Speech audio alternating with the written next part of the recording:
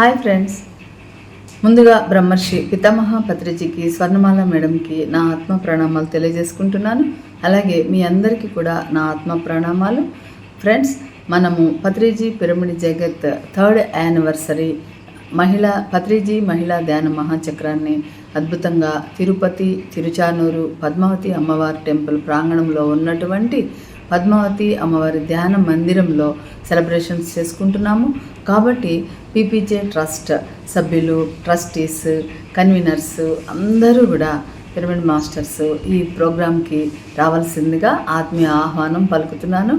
September 13 ఉదయం 9 గంటల నుండి సాయంత్రం 6 గంటల వరకు ఈ ప్రోగ్రాం నడుస్తుంది.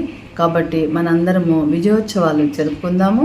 ఎందుకు అంటే పత్రిజీ పిరమిడ్ జగత్ ట్రస్ట్ అక్టోబర్కి 3 సంవత్సరాలు కంప్లీట్ చేసుకుంటుంది. అక్టోబర్ 2కి అందుకని సెప్టెంబర్కి 3 years కంప్లీట్ అయింది సక్సెస్ఫుల్గా. 100 గ్రామాల్లో 100 పిరమిడ్లకి 50,000 రూపాయలు, ఒక్కొక్క పిరమిడ్కి 50,000 రూపాయలు చొప్పున ఈ ట్రస్ట్ డొనేషన్గా ఇవ్వడం జరిగింది. ఇది మరి మనందరి యొక్క ఘన విజయము, మనందరి యొక్క సహాయ సహకారాలు దీనిలో ఉన్నాయి. కాబట్టి మనందరం కూడా కలిసి సెలబ్రేషన్ చేసుకుందాము.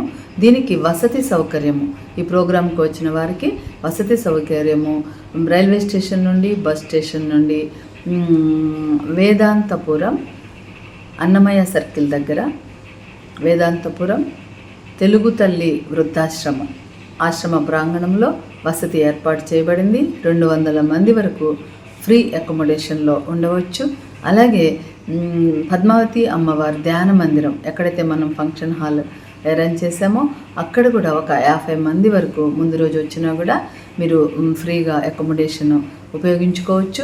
చక్కగా ఎదురుగా కోనేరు ఉంది, ఆ కోనేరులో స్నానాలు చేసుకోవచ్చు, ఫ్రెష్ అప్ అవ్వచ్చు. ఓకేనా?